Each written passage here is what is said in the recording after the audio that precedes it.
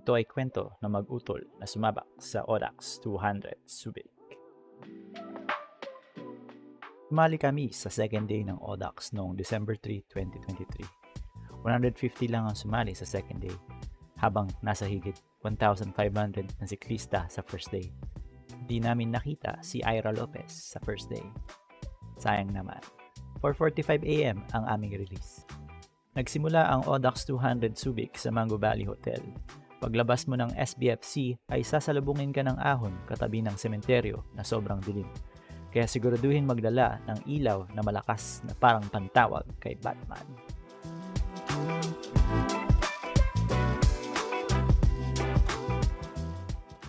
At pagkatapos ng Subic, dadaanan ng bayan ng Castillejos at San Marcelino. Siguraduhin na huwag lumiko papuntang San Antonio na tinatawag na Bermuda Triangle ng Audax 200 sa Subic. Di na natin nakuha na ng video dahil madilim pa ang daan. Kita-kits mamaya pag may liwanag na.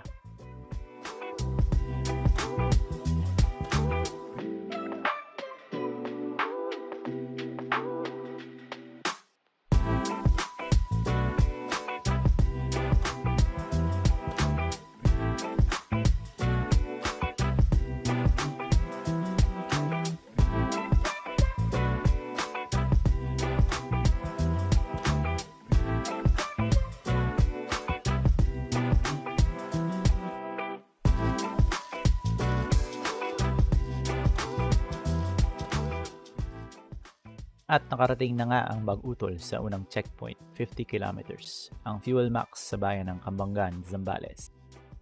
Sa checkpoint na ito ay kailangan ma-scan ng tauhan ng Audax ang iyong QR code. Ang bawat checkpoint ay may time limit. Ang National Highway ng Zambales ay madalas may sira ang daan. Ang shoulder ay minsan nawawala, matagtag, masakit sa kamay, maraming obstacle.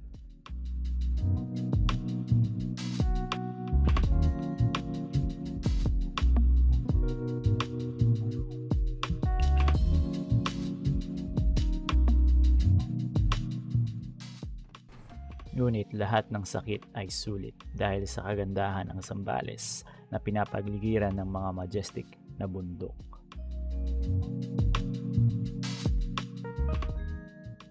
Ito yung infamous na steel bridge sa kilometer 69, ang Carael Bridge sa Botolan, na madulas kapag umuulan.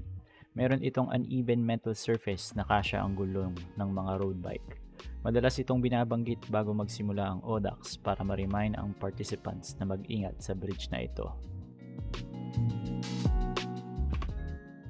At nakarating na nga ang mag-utol sa arko ng Iba Zambales. Dito namin plano kumain para may lakas kaming umahon paakyat ng Masinloc. Nag-Jollibee ang mag-utol dahil maarte ang kanilang tiyan para iwas aberya at diarrhea.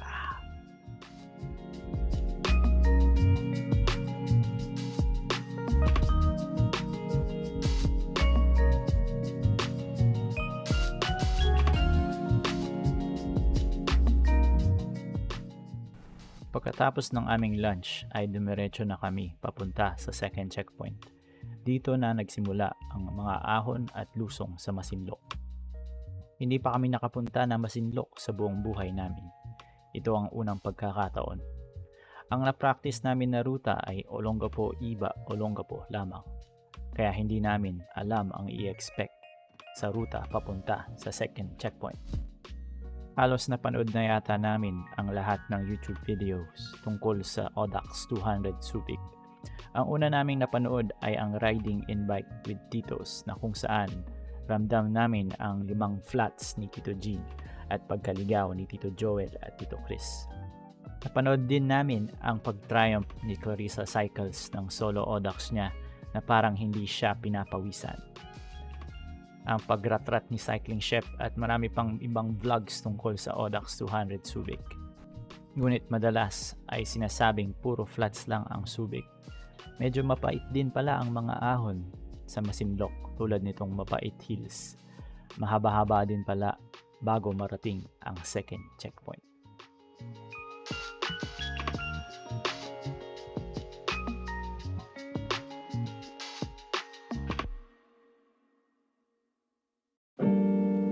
Sa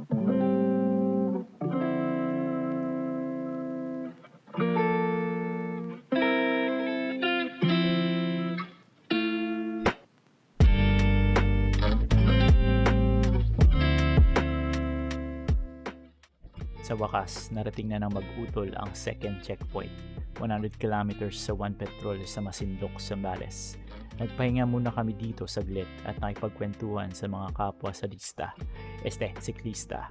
Meron pa kaming nakilalang magtatay. Sinamahan ni tatay ang kanyang anak na babae dahil gusto niyang mag-Odax 200. Bumiyahe pa sila mula Antipolo papuntang Subic para saktan ang kanilang sarili. Huwag kalimutan magpascan ng QR code bago bumalik papuntang Olongapo. Maraming mga killer descent papunta sa second checkpoint, kaya dapat check your brakes.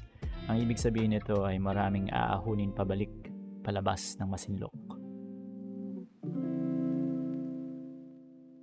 Marami ding under construction na kalsada na isang obstacle sa pag-ahon.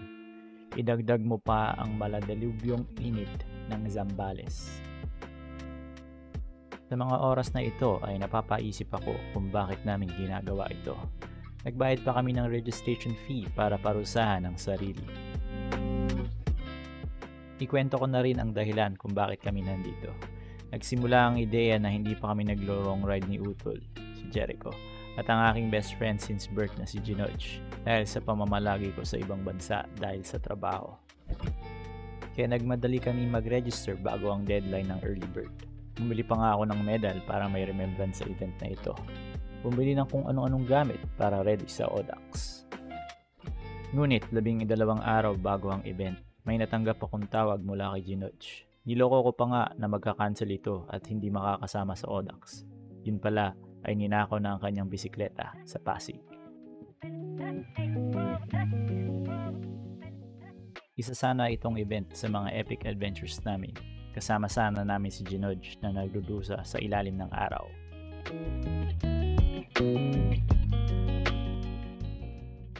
Nagkasakit rin ako bago ang event, nagka-sore throat at sipon. Buti na lang hindi ako nilagnat nung mismong araw ng Odax, baka nauwi sa solo Odax ni Jericho. Kaya make sure to stay healthy habang nag-e-ensayo para 100% pagdating ng iyong Odax ride.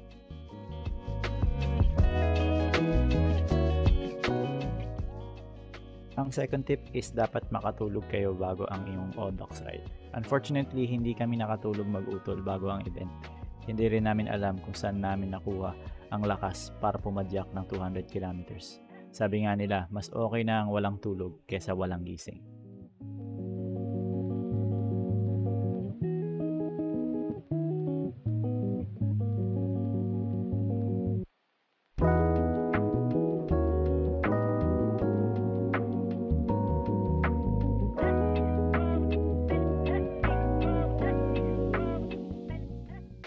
Isa sa mga paborito ko sa ride na ito ay ang pagdaan sa mga tulay, kung saan ka makakita ng mga gandang tanawin.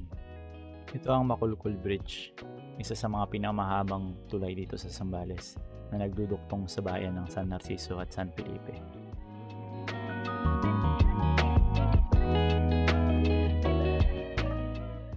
Pangalawang paborito ko ay ang camaraderie ng mga siklista. Kahit hindi magkakakilala, ay nagbibigay ng encouragement, ngiti, para matapos ang Odax.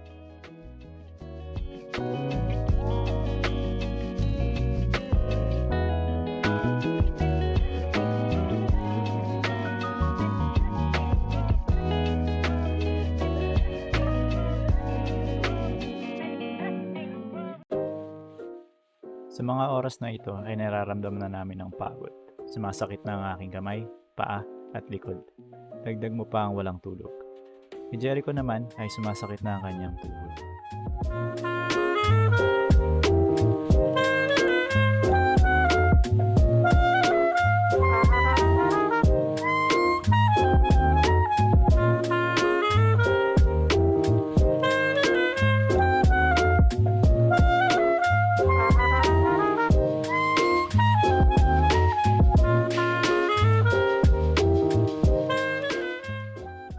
Inabot na kami ng dilim dahil sa mga ginawa naming mga pahinga para makarecover at paghandaan ang mga huling ahon dito sa Kalaklan na pabalik ng SBFC.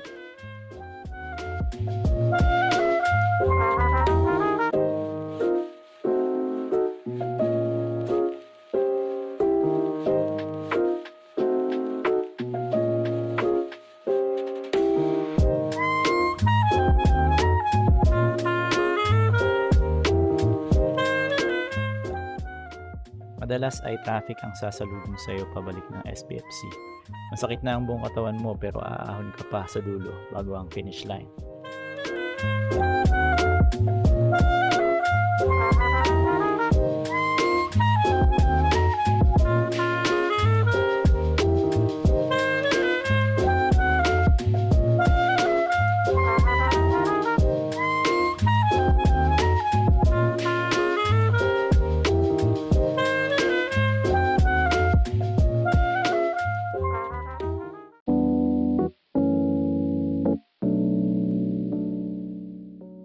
Eto na nga, nasa Kalaklan Gate na ang mag-utol. Konting utot na lang ay nasa Mango Valley na.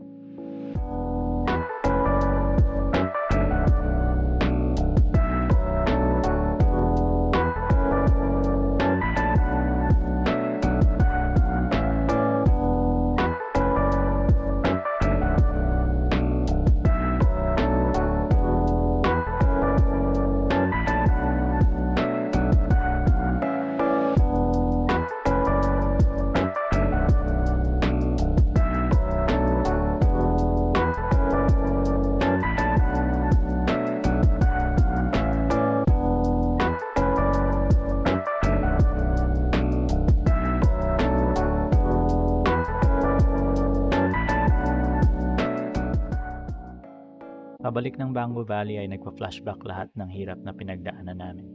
Hindi biro yung 200 kilometro na kailangan mong tapusin in 13 hours and 30 minutes. Kaya saludo sa lahat ng nakatapos, sumubok at susubok ulit.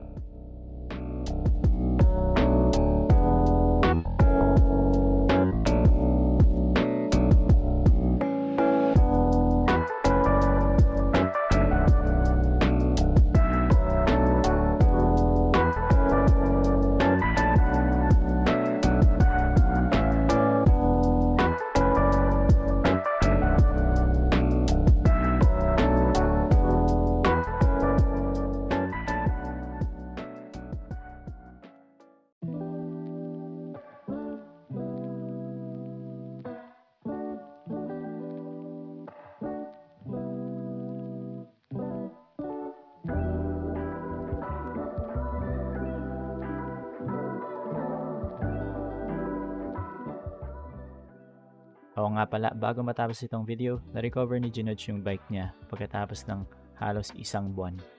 Talangin nyo na lang siya sa detalye. Sabi nga nila, God is good all the time.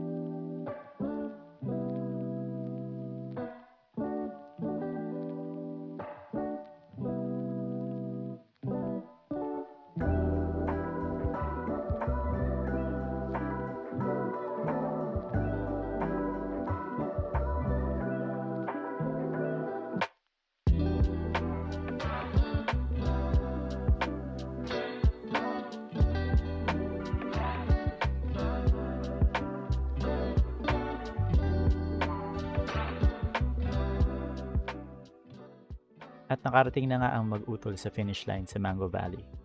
Pasok sa time limit. Huwag kalimutan magpa-scan ng QR code dito. Dito mo rin makukuha ang medal na pinili mo. Nakalimutan din pala namin na may meal voucher palang kasama. Umuwi kami nang hindi ito nakain.